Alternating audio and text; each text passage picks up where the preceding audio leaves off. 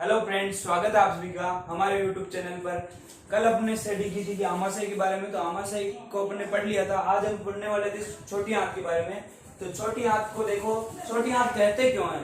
क्योंकि देखो छोटी आंत थोड़ी सी पतली होती है। ये अपनी छोटी आंत है, थोड़ी सी पतली होती है, इसलिए इसको छोटी आंत बोल दिया। और बड़ी आंत थोड़ी सी मोटी होती है, इसलिए इसको बाद में आएगी अपने मतलब बड़ी आंत बोलेंगे उसको। छोटी आंत देखो, छोटी आंत की लंबाई तो ज्यादा होती है, लेकिन छोटी आंत इसलिए कहते हैं क्योंकि ये थोड़ी पतली होती है। मतलब पतली होती है, ठीक है। इसकी लंबाई की अपन बात करें, छोटी आंत की लंबाई की, तो लंबाई अपनी होती है 3 मीटर, ठीक है। 3 मीटर इसकी लंबाई होती है छोटी आंत की।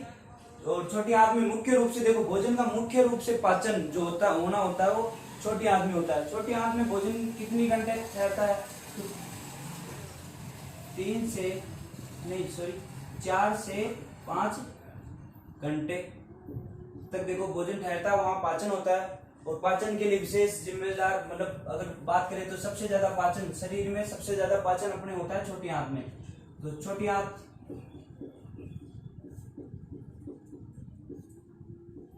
में सबसे ज्यादा देखो, छोटी आंत में सबसे ज्यादा पाचन होता है, ठीक है। अब देखो अवशोषण भी छोटी आंत में ही होता है भोजन का, जैसे अवशोषण होता है। अवशोषण के लिए है यहाँ सूक्ष्मांकुर। अवशोषण के लिए देखो छोटी आंत में सूक्ष्मांकुर और रसांकुर पाए जाते हैं। देखो जैसे ये रसांकुर, आप मान लीजिए ये रसांकुर है, जैसे ये छोटी आंत है। छोटी आंत के यहाँ छोटे छोटे ऐसे रसांकुर बने हुए होते हैं, ठीक है। ऐसे उभारनुमा संरचना है, जिससे इसका क्षेत्रफल बढ़ जाता है, मतलब, ठीक है। तो ये देखो जैसे ऐसे ही है संरचना, इसको अपन ने बाहर निकाल दिया, ऐसी संरचना है। ये अपना रसांकुर, ठीक है। रसांकुर या फिर इसको बोलेंगे विलाई, ठीक है। विलाई हो गया। विलाई के ऊपर और मतलब छोटी छोटी संरचनाएं ऐसी होती है, छोटी छोटी संरचनाएं, इनको अपन क्या बोलेंगे? सूक्ष्मांकुर, ठीक है दोस्तों, सूक्ष्मांकुर।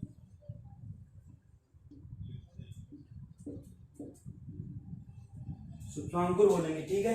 अब देखो सूक्ष्मांकुर को इंग्लिश में क्या बोलेंगे? माइक्रोविलाई। विलाई के ऊपर और विलाई है, इसलिए अपन क्या बोलेंगे? इसको माइक्रोविलाई बोलेंगे। तो सबसे पहले अपन वापिस समझेंगे कि छोटी आंत आमाशय, देखो आमाशय एक थैलेनुमा संरचना है, पिछली क्लास में बताया है। आमाशय एक थैलेनुमा संरचना है जिसके 3 भाग होते हैं। छोटी आंत के भी 3 भाग होते हैं। आगे इसमें डायग्राम में एक बार समझ लीजिए, पहले अपने डायग्राम में नहीं समझा तो डायग्राम में भी समझ लेते हैं एक बार। देखो आमाशय है, ये अपनी ऊपरी वाली ग्रीष्का थी। ग्रीष्का आगे जाकर आमाशय में खुली। आमाशय के जब यहाँ कार्डियक भाग में खुलता है, आमाशय के कार्डियक भाग में जब ग्रीष्का खुलता है तो यहाँ एक वाल्व पाया जाता है। कौन सा?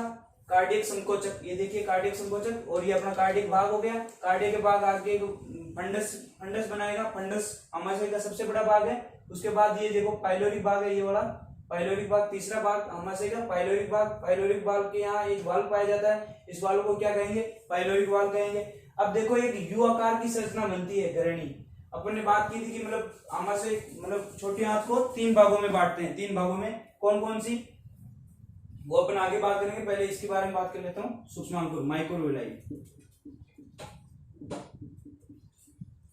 ठीक है दोस्तों। माइक्रोविलाई हो गया, माइक्रोविलाई। और उसके बाद माइक्रोविलाई छोटी छोटी संरचनाएं। अब इनका लंबाई कितनी होती है? तो 1 माइक्रोमीटर, ठीक है। इनकी लंबाई होती है 1 माइक्रोमीटर लंबाई होती है, ठीक है। इतना ध्यान रखना दोस्तों कि 1 माइक्रोमीटर लंबाई। और विलाई की लंबाई कितनी होती है? तो 1 नैनोमीटर, सॉरी, इसके बारे में लंबाई का आपकी अगली क्लास में बता दूंगा, रसांकुर की क्या लंबाई होती है, ठीक है।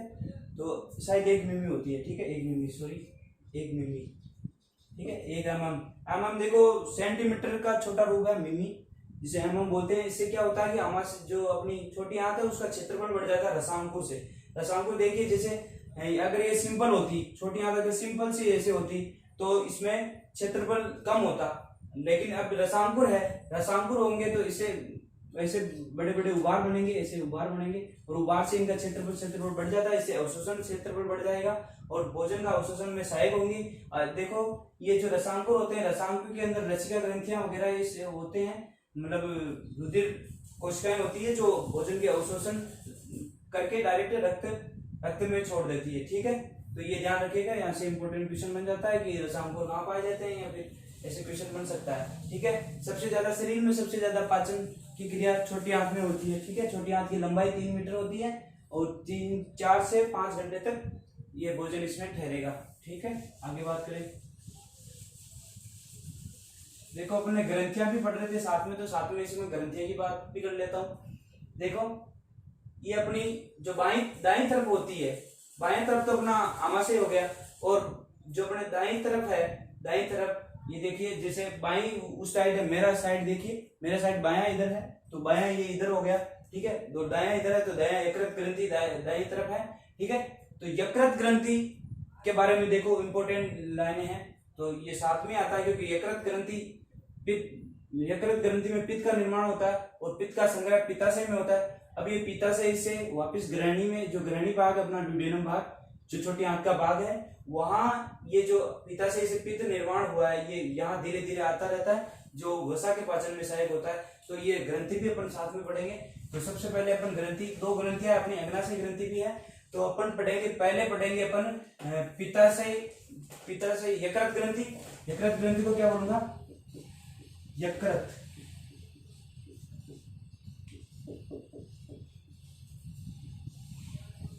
ठीक है दोस्तों, यकृत ग्रंथि होगी अपनी यकृत ग्रंथि।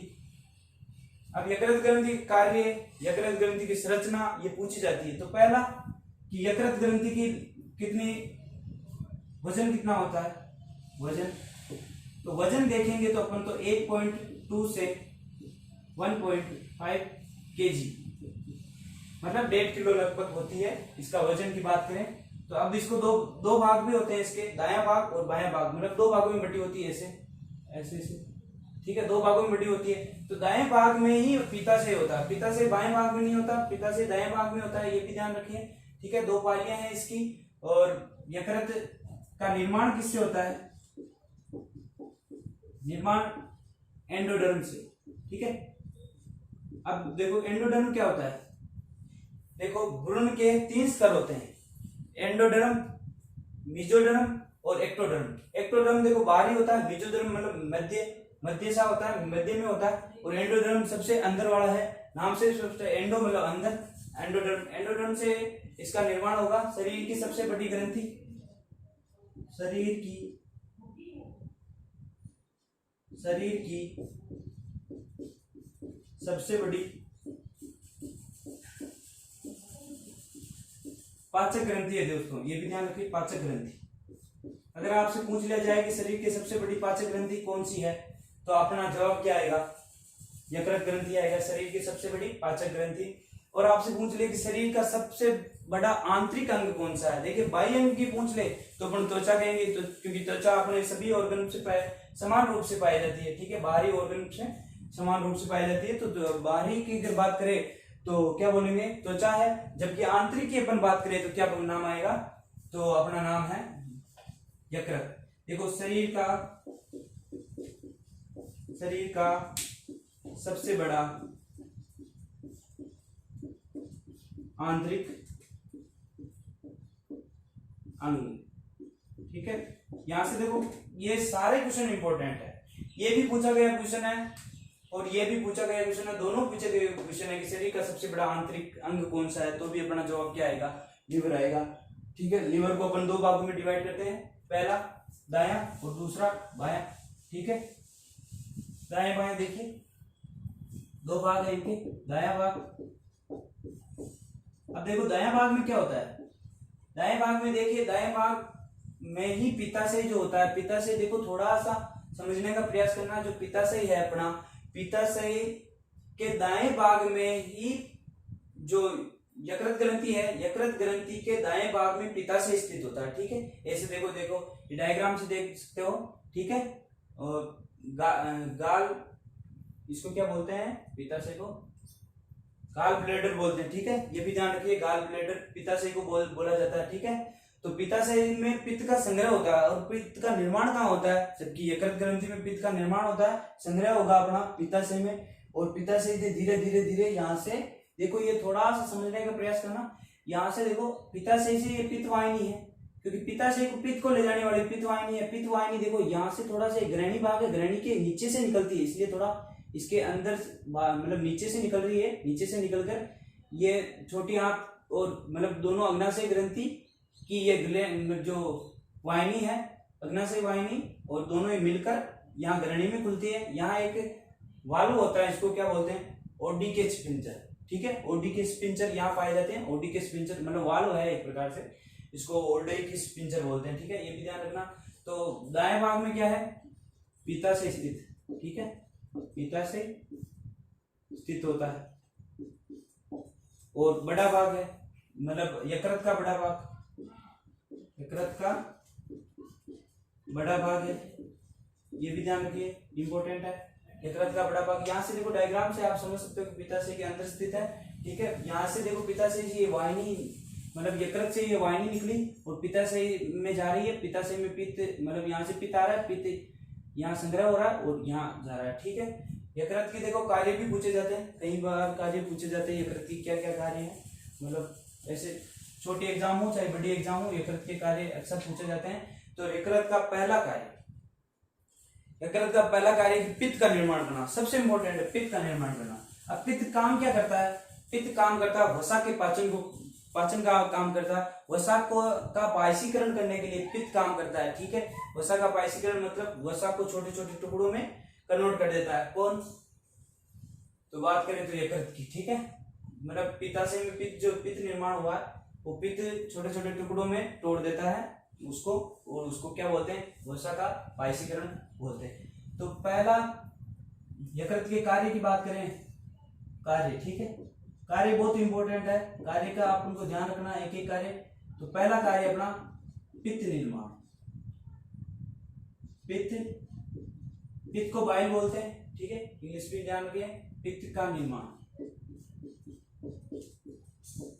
पित्त निर्माण। अब पित्त क्या काम, अब मैंने बता दिया पित्त का काम क्या है, कि पित्त का काम यह है कि जो भोजन में उपस्थित वसा है, यहाँ से ये देखो पित्त यहाँ आया, यहाँ से इस द्वार से यहाँ निकला और ग्रहणी में पाचन होगा किसका, वसा का। पाचन में क्या काम करेगा, पित्ताशय का पित्त काम करेगा। तो क्या क्या लिख दूं मैं, वसा प्लस पित्त। ठीक है, तो यहाँ ये से लिख दूं पायसीकरण, पायसीकरण। अब पायसीकरण से क्या समझते हैं, छोटे छोटे टुकड़ों में डिवाइड हो जाएगा।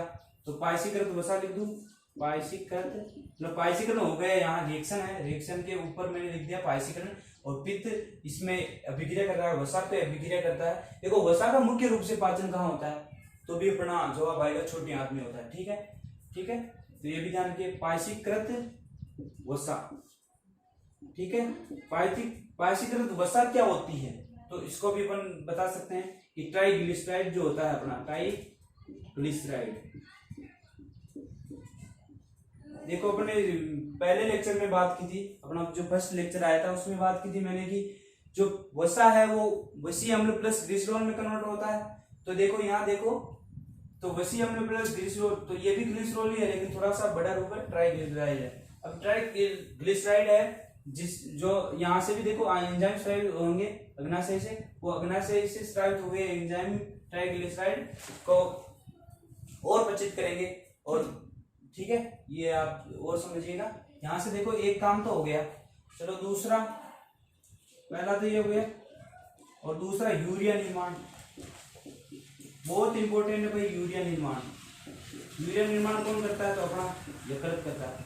यूरिया निर्माण कैसे, जैसे अपने शरीर में जो अपन प्रोटीन लेते हैं, अब वो प्रोटीन आगे जाकर एमिनो अम्ल में टूटेगी, एमिनो अम्ल आगे जाकर जैसे अपन एमिनो अम्ल बनाए तो कई बार अमोनिया बन जाती है शरीर में। और अमोनिया अपन जानते हैं, साइंस में पढ़े हैं, रसायन विज्ञान में अपन पढ़े हैं कि जो अमोनिया होती है बहुत विषैली गैस है, अगर शरीर में अगर रह जाए तो बहुत नुकसान हो सकता है। तो शरीर अपना सिस्टम खुद बनाता है, खुद अपने आप को मजबूत करता है कि अपना सिस्टम ऐसा हो कि अपन को कोई नुकसान नहीं पहुंचे। तो यकृत ये कार्य करता है। तो यकृत इतनी इंपॉर्टेंट ग्रंथि है कि यकृत ही बहुत सारे कार्य को निर्माण करती है। तो यूरिया, अब यूरिया अमोनिया से यूरिया बनेगा। तो यूरिया क्या होता है, देखो अमोनिया से में यूरिया में क्या फर्क है, अमोनिया जो होता है विषैली गैस है पहला, और अगर वो अब मूत्र के साथ निकले तो उसमें क्या होगा, जल अधिक चाहिए, ठीक है।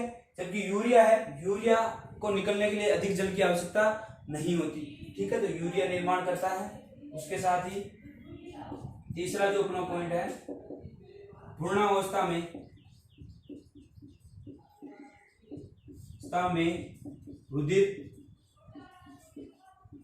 रुधिर निर्माण,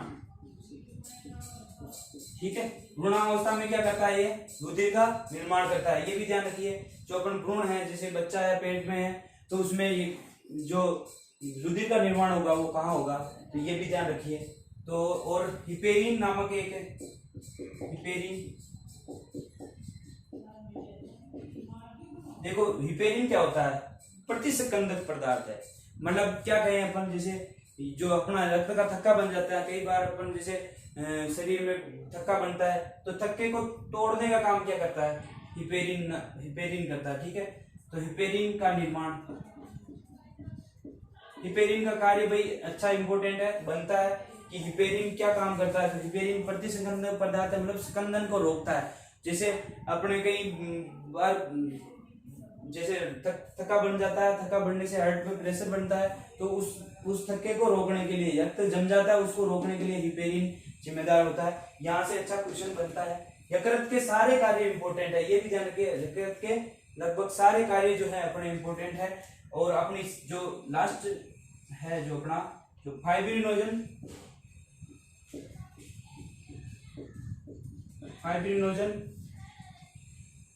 ठीक है, वह थ्रोम्बिन।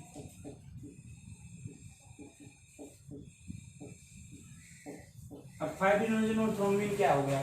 फाइब्रिनोजन देखो, ठीक है, फाइब्रिनोजन जो है अपना, वो रक्त का जो थक्का है उसको निर्माण करने में सहायक है। जैसे अपन को चोट पहुंची, कोई चोट लग गई, अब उस चोट को ठीक करने के लिए जो अपना देखो थक्का बन जाता है, थक्का बनते ही रक्त बंद हो जाता है, तो किसी कारण होता है फाइब्रिनोजन, ठीक है। फाइब्रिनोजन और थ्रोम्बिन के कारण होता है। अब देखो निर्माण कहाँ होता है, यकृत में होता है। बात किसकी कर रहे हैं, यकृत की कर रहे हैं, बहुत इंपॉर्टेंट है। कई बार पूछ लेते हैं कि ये काम क्या करता है, तो भी अगर अपना जवाब रहेगा, और वैसे भी ये काम का है, ठीक है। तो इतने 4-5 काम हो गए, 1-2 काम और देख लेता हूँ यकृत के क्या कार्य है, ठीक है। यहाँ मिटा देता हूँ। देखो डायग्राम से भी आप समझ सकते हो, यहाँ से पिता से यहाँ स्थित है। यकृत में 2 भाग है, दायां भाग बायां भाग, ठीक है। और पित्त वाहिनी यहाँ खुलेगी, पित्त वाहिनी जो ग्रहणी भाग अपना, ग्रहणी भाग के जस्ट नीचे से होकर यहाँ ग्रहणी में खुलेगा। और दोनों ही अग्नाशय और यकृत ग्रंथि दोनों ही ग्रहणी भाग में खुलती है। यहाँ से अच्छा इंपॉर्टेंट क्वेश्चन बनता है। तो पहला वापिस 5 पॉइंट तो हो गए अपने, ठीक है, 5 पॉइंट हो गए यकृत के कार्य के। तो अपना छठा पॉइंट अपन देख लेते हैं, बहुत इंपॉर्टेंट है भाई। जो अपना 5 पॉइंट हो गए, छठा पॉइंट देखो,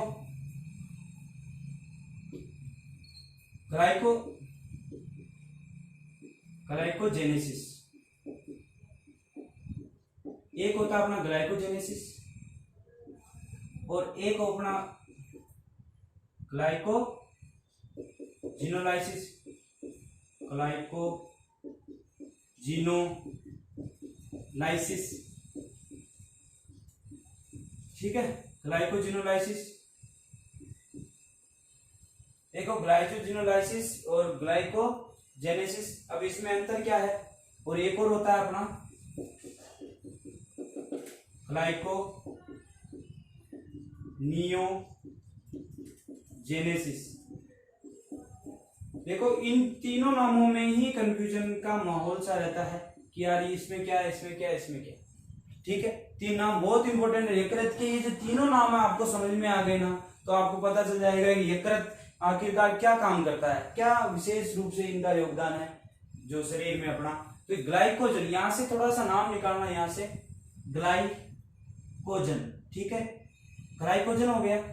देखो यहां से जेनेसिस नाम निकालिए आप, जेनेसिस मतलब जनरेट करना, किसको जनरेट करना, ग्लाइकोजन को, ठीक है। ग्लाइकोजन के निर्माण को अपन क्या कहेंगे, ग्लाइकोजेनेसिस। किससे होगा, ग्लूकोज से होगा। मान लीजिए आपने खाना खाया, खाना बहुत ज्यादा खा लिया, अब खाने में बहुत सारी अपने ग्लूकोज हो गई, रक्त में बहुत सारी ग्लूकोज हो गई। अब ग्लूकोज को ग्लाइकोजन में कन्वर्ट करना होता है, क्योंकि ये जो अपना लीवर ग्रंथि है, जो अपनी लीवर ग्लैंड है, वो क्या काम करती है, ग्लाइकोजन का संग्रह करने का काम यकृत ग्रंथि करती है। जैसे ग्लाइकोजन होता है क्या है, देखो ग्लूकोज ग्लाइकोजन में कन्वर्ट होता है। क्यों होता है, जैसे मान लो खाना खाया, ज्यादा खा लिया, अब वो उसको अपन को शरीर अपना एडजस्ट नहीं कर पा रहा है, ज्यादा हो गया रक्त में ग्लूकोज, तो ग्लूकोज को यकृत अपने स्टोर करेगा, ग्लाइकोजन के रूप में करेगा। जैसे ही अपन को जरूरत पड़ती है, भूख लगती है, तो काम क्या करेगा, लीवर ग्रंथि अपनी जो लीवर ग्रंथि है उसको जो है वापिस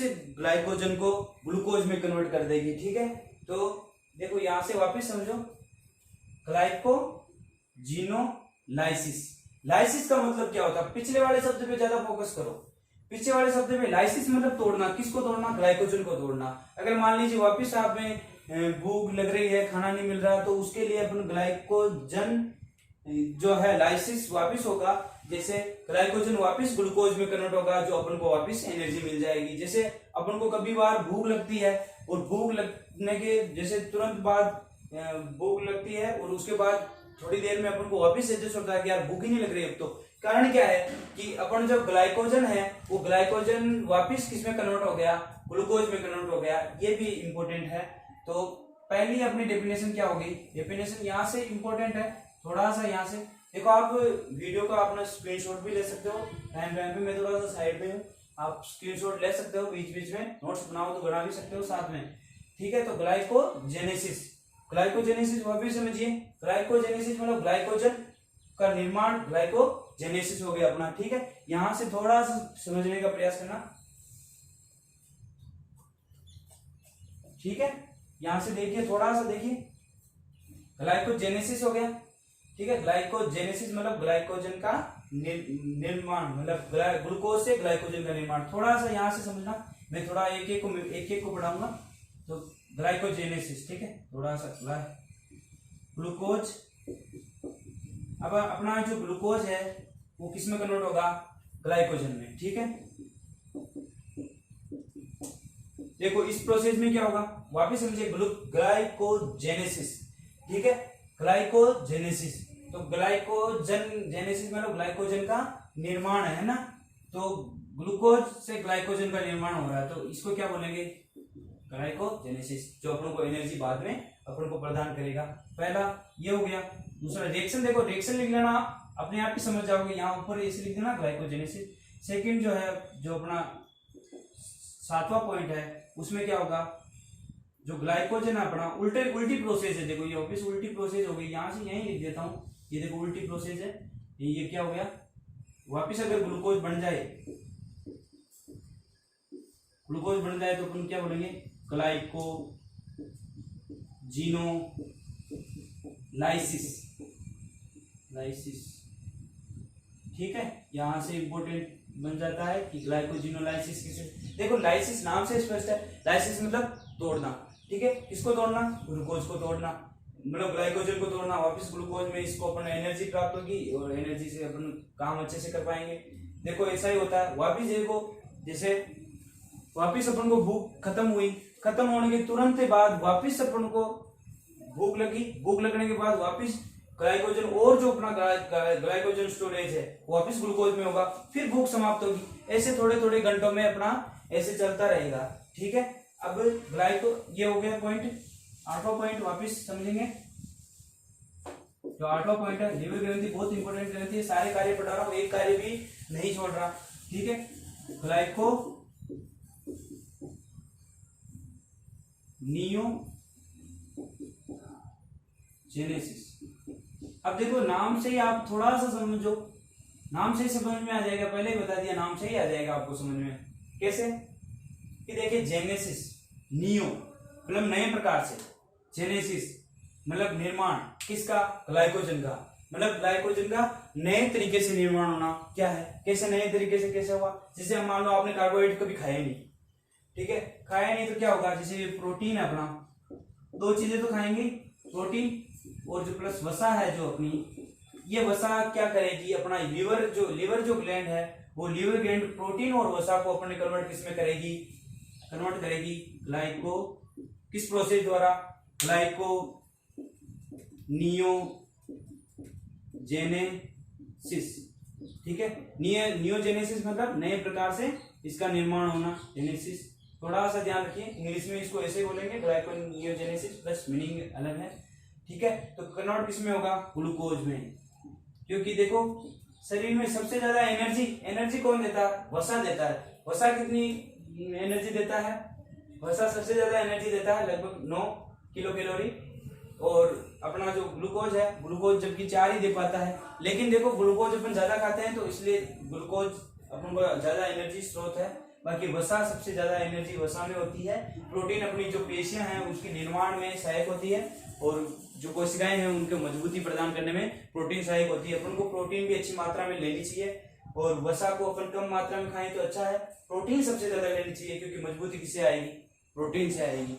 और जो अपना ग्लूकोज है, ग्लूकोज सिर्फ एनर्जी और जो अपनी संरचना है कोशिका की वो निर्माण में सहायक होगा। तो लीवर ग्रंथि के बारे में देखो हो गया। इंपॉर्टेंट बातें 2-3 बातें, और ये ध्यान में रखना कि लीवर ग्रंथि सबसे शरीर की सबसे बड़ी ग्रंथि है, और पाचक ग्रंथि है, और शरीर का सबसे बड़ा आंतरिक है। जबकि बाह्य सबसे बड़ा आंतरिक अंग है अपना त्वचा हो गई, ठीक है। उसके बाद लीवर ग्रंथि अपनी कंप्लीट है, दाईं तरफ है, दाईं ओर। ये भी ध्यान रख लेना, दाईं ओर मतलब शरीर के, अगर अपने शरीर को द्विपार्श करें, मतलब आधे भाग में काटें, तो अपना किस भाग में आएगा, ये दाएं भाग में आएगा। तो दाएं भाग में स्थित, ठीक है। आपको अगर लीवर की स्थिति पूछ ले, यकृत ग्रंथि की स्थिति पूछ ले, तो आप क्या जवाब रहेगा, दाईं ओर। जबकि बाईं ओर कौन होते हैं, 2 ही भाग है बाईं ओर, एक तो अपना आमाशय है और एक अपना हार्ट है जो अपना बाईं ओर स्थित होता है, ठीक है। उसके बाद अपना लीवर कंप्लीट है, और लीवर के इंपॉर्टेंट कार्य है। लीवर कभी मत छोड़ना, लीवर से क्वेश्चन बन ही जाता है, कोई सा भी एग्जाम हो, चाहे कंपटीशन हो, चाहे नॉर्मल एग्जाम हो, चाहे 10th 12th कोई सा भी एग्जाम हो, लीवर वेरी इंपॉर्टेंट है। लीवर के साथ ही अग्नाशय ग्रंथि और भी इंपॉर्टेंट बन जाती है। अग्नाशय ग्रंथि के बारे में पढ़ें। अग्नाशय को अपन इंग्लिश में क्या बोलेंगे, पेनक्रियास। कौन सी, पेनक्रियास, ठीक है। अग्नाशय ग्रंथि, अग्नाशय ग्रंथि, अग्नाशय ग्रंथि या फिर पेनक्रियास ग्लैंड, ठीक है। ये भी ध्यान में रखिए, अग्नाशय ग्रंथि वेरी इंपॉर्टेंट ग्रंथि है। अग्नाशय ग्रंथि के कार्य इंपॉर्टेंट है, उसके साथ ही ये इसके प्रकार इंपॉर्टेंट है। देखो ये है एक प्रकार से मिश्रित ग्रंथि, मिश्रित प्रकार की ग्रंथि। थोड़ा सा नॉलेज के लिए बता दूं, इसको अपन आगे पढ़ेंगे, लेकिन फिर भी नॉलेज के लिए बता दूं, ग्रंथियां 3 प्रकार की होती है। पहली बहिस्रावी, दूसरी अंतःस्रावी, तीसरी मिश्रित। मतलब बहिस्रावी अंतःस्रावी मतलब क्या हुआ, इनका क्या मतलब हुआ, अंतःस्रावी और बहिस्रावी का। देखो बहिस्रावी क्या कार्य करेगी और अंतःस्रावी क्या करेगी। अंतःस्रावी रक्त में डायरेक्ट, जैसे अपना हार्मोन वगैरह है, जो सिस्टम है अपना हार्मोन का, वो डायरेक्ट किस में स्रावित करेगी, रक्त में स्रावित करे, उसे अंतःस्रावी मतलब अंत है, मतलब किस में, रक्त में। अंतःस्रावी, बहिस्रावी मतलब बही मतलब बाहर, किसके, रक्त के बाहर। तो ठीक है, थोड़ा सा नॉलेज रखना, बाहर मतलब रक्त से बाहर अगर सिक्रेशन कर दे हार्मोन का, जैसे नलिका द्वारा, कोई नलिका है उसके द्वारा बहिस्रावी ग्रंथि स्रावित करती है, ठीक है। उसके बाद जो अपना इंपॉर्टेंट बन जाता है तीसरी ग्रंथि मिश्रित प्रकार की, जो दोनों ही कार्य करेगी, मतलब रक्त में भी स्रावित करेगी, उसके बाद खुद की नलिका भी होगी जिससे वो रक्त के बाहर भी, मतलब दोनों प्रकार से मिश्रित है। तो मिश्रित प्रकार की ग्रंथि है, मिश्रित प्रकार की सबसे बड़ी ग्रंथि है, ये भी ध्यान रखिए, यहाँ लिख देता हूँ, मिश्रित प्रकार की सबसे बड़ी ग्रंथि। पूछा गया क्वेश्चन है, कई बार दफा पूछा गया क्वेश्चन, राजस्थान पुलिस देख लीजिए, चाहे बड़ा एग्जाम देख लीजिए, रेलवे पुलिस देख लीजिए, ठीक है, उसमें भी पूछा गया क्वेश्चन है कि सबसे बड़ी मिश्रित प्रकार की ग्रंथि कौन सी है। मिश्रित सबसे बड़ी है ना, मिश्रित प्रकार की सबसे बड़ी ग्रंथि है जो है अपनी, नाम आएगा कौन सा, या अग्नाशय ग्लैंड, अग्नाशय या फिर पेनक्रियास बोल दीजिए। अग्नाशय ग्रंथि पत्तीनुमा संरचना, ये देखिए जो ग्रहणी के यू आकार की ग्रहणी है अपनी, देखिए थोड़ा सा यू आकार बन रहा है, देखिए यू आकार की ग्रहणी, यू आकार की ग्रहणी के यहाँ से जुड़ी हुई होती है जो पत्ती के आकार की है। अब आकार की बात कर लें, आकार की, तो पत्ती देखिए यहाँ डायग्राम से, आप डायग्राम इसलिए बनाए क्योंकि आप डायग्राम से अच्छे से समझ पाए। पहले मैंने सिर्फ नाम बताए थे, लेकिन आप डायग्राम से थोड़ा सा अच्छा सा समझ पाए, इसलिए डायग्राम बनाए हैं। तो पत्ती आकार, पत्ती के समान संरचना है जो अपनी है, वो क्या है, अग्नाशय ग्रंथि दोनों प्रकार के कार्य करती है, बहिस्रावी और अंतःस्रावी दोनों प्रकार से काम करती है। अग्नाशय ग्रंथि मिश्रित प्रकार की सबसे बड़ी ग्रंथि है और उसी के साथ अग्नाशय ग्रंथि पत्ते आकार की है और यू आकार की ग्रहणी के मध्य से जुड़ी हुई होती है। अगर स्थान आपसे पूछ ले कहाँ स्थित होती है तो ग्रहणी के, अब ग्रहणी का भाग आपने पढ़ा था अभी पहले कि छोटी आंत का जो फर्स्ट भाग है अपना वो ग्रहणी है। ग्रहणी के बाद अपना आएगा, ग्रहणी के बाद अपना अग्र शुद्रांत आएगा, जेजुनम या इलियम आएगा। ठीक है, 3 भाग हो गए, उसके बाद में अलग पढ़ेंगे अलग से। तो दो प्रकार की ग्रंथियां कौन कौन सी, एक होती है बहिस्रावी भी है, देखो मिश्रित प्रकार की तो बहिस्रावी ग्रंथियां भी होगी और अंतःस्रावी भी होगी। तो कौन कौन सी अंतःस्रावी है, कौन सी बहिस्रावी है, तो देखिए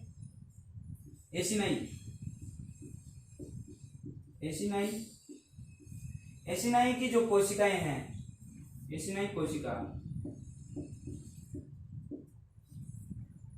और एक होती है लैंगरहैंस द्वीपिकाएं। अग्नाशय दो प्रकार की कोशिकाओं से मिलकर बना होता है, एक तो लैंगरहैंस द्वीपिकाएं और दूसरी जो अपन बात करें तो एसिनाई की कोशिकाएं। अब एसिनाई की कोशिकाएं किस प्रकृति की होती है और लैंगरहैंस कोशिकाएं किस प्रकृति की होती है, तो देखिए एसिनाई जो कोशिकाएं जो है अपनी, ठीक है, एसिनाई जो कोशिकाएं हैं अपनी वो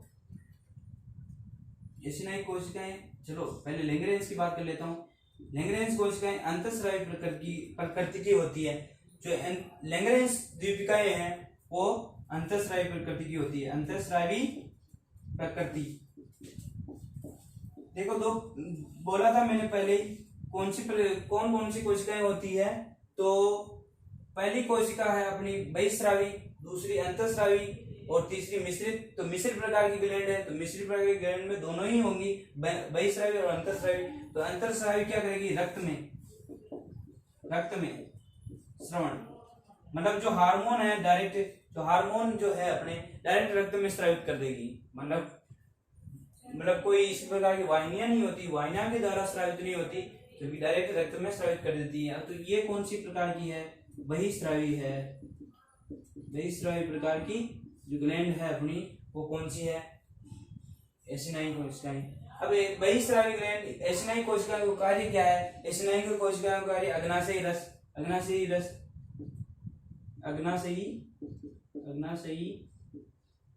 रस का श्रवण। ठीक है, अग्नाशयी भी एक पाचक ग्रंथि है, तो पाचक ग्रंथि से पाचक एंजाइम स्रावित होंगे, तो क्या काम करेगी, पाचक एंजाइम रिलीज करेगी। ठीक है, तो अग्नाशयी रस बोल दिया इसको सम्मिलित रूप से। अब देखिए जो लैंगरहैंस अपनी दीपिकाएं हैं, अब लैंगरहैंस दीपिकाएं अंतःस्रावी प्रकृति की होती हैं। ये इनको अपन कितने भागों में बांटते हैं, 4 भागों में बांटते हैं, अल्फा बीटा गामा। ठीक है, अल्फा बीटा गामा और डेल्टा, 4 हो गई। ठीक है, एक बार लैंगरहैंस इसके बारे में पढ़ लिया, एसिनाई के बारे में। तो लैंगरहैंस दीपिकाएं चलते हैं, लैंगरहैंस दीपिका के बारे में। तो लैंगरहैंस दीपिकाएं 2 प्रकार की है, 4 प्रकार, अलग अलग कार्य पढ़ेंगे। तो अल्फा कोशिका, अल्फा सेल्स और अपनी सेकंड जो है अपनी बीटा सेल्स। ठीक है, और जो थर्ड जो अपनी पड़ जाती है, थर्ड में देखो पहली ये होगी, सेकंड ये होगी, थर्ड अल्फा बीटा गामा। ठीक है, गामा और डेल्टा इस प्रकार की होती है। ठीक है, सेल्स।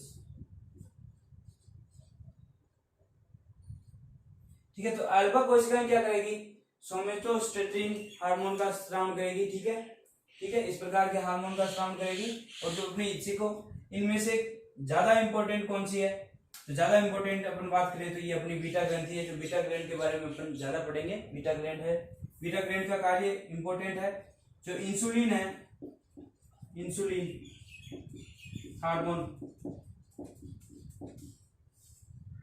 हार्मोन का स्राव करती है, बीटा सेल्स करती है। देखो इंसुलिन हार्मोन होता क्या है, इंसुलिन हार्मोन इस प्रकार का हार्मोन है जिसे अपने रक्त में ग्लूकोज की मात्रा बढ़ गई, ग्लूकोज की मात्रा बढ़ गई तो ग्लूकोज की मात्रा को कम कौन करेगा, इंसुलिन करेगा। तो इंसुलिन विशेष रूप से सहायक होता है अगर इंसुलिन की अपन को कमी हो जाए तो शुगर या डायबिटीज जैसी प्रॉब्लम हो सकती है। तो डॉक्टर क्या करता है, इसका इंजेक्शन देता है, फिर नहीं बनती है तो ठीक है। तो अल्फा सेल से कौन से प्रकार के हार्मोन स्रावित होते हैं, तो अल्फा सेल का भी अपन को ध्यान रखना है। तो अल्फा सेल से ग्लूकागोन, ठीक है, ग्लूकागोन प्रकार के हार्मोन है, ठीक है। ग्लूकागोन प्रकार के हार्मोन किससे स्रावित होंगे, अल्फा सेल से स्रावित होंगे। देखो अग्नाशयी ग्रैंड के दो भाग है, पहला एसिनाई कोशिकाएं, दूसरा है अपना लैंग्रेंज द्वीपिकाएं। लैंग्रेंज द्वीपिकाएं को 4 कोशिकाएं हैं उनकी, ठीक है। एक तो हो गया अल्फा, बीटा, गामा और डेल्टा, ठीक है। इसको हिंदी में लिख देता हूं, गामा व डेल्टा, ठीक है। इनके ऐसे नाम से दिए हुए हैं, गामा व डेल्टा। तो ग्लूकागोन देखो इनका जस्ट कार्य अपोजिट है। पूछा गया क्वेश्चन है कई बार इंसुलिन, पहला पूछा गया क्वेश्चन क्या है कि जो अपनी इंसुलिन जो ग्रंथि है वो किस प्रकार, कौन सी कोशिकाएं स्रावित करती है, तो अग्नाशय की बीटा कोशिकाएं इस प्रकार के इंसुलिन प्रकार के हार्मोन इंसुलिन हार्मोन स्रावित करेगी। इंसुलिन हार्मोन रक्त में जो ग्लूकोज है उसके स्तर को कम करेगा, मतलब अधिकतम होने से रोकेगा। और ग्लूकागोन का क्या काम करेगा, वो भी अल्फा कोशिका से स्रावित होने वाला ग्लूकागोन हार्मोन। ग्लूकागोन हार्मोन रक्त में जो अपना रक्त स्तर में ग्लूकोज का लेवल बढ़ाएगा, मतलब ग्लूकोज को और ज्यादा बढ़ाएगा, मतलब ग्लाइकोजन को ग्लूकोज में कन्वर्ट करने में सहायक होता है। और ग्लूकोजन मतलब ग्लूकोज का स्तर रक्त में बढ़ाता है, जबकि ये घटाता है। तो इसका कार्य अगर बता दूं, रक्त में ब्लड में ग्लूकोज का स्तर कम करना, ठीक है। यहां से ही पूछा गया क्वेश्चन है कि रक्त में ग्लूकोज के स्तर को कौन सा काम करता है, कम करने का, तो इंसुलिन काम करता है। और बढ़ाने का काम रक्त में ग्लूकोज स्तर बढ़ाना, ठीक है, कौन काम करेगा, तो बात करेगा ग्लूकागोन करेगा, ठीक है, ये ध्यान रखिए। और इससे गैस्ट्रीन और सोमेटोस्टेटिन प्रकार के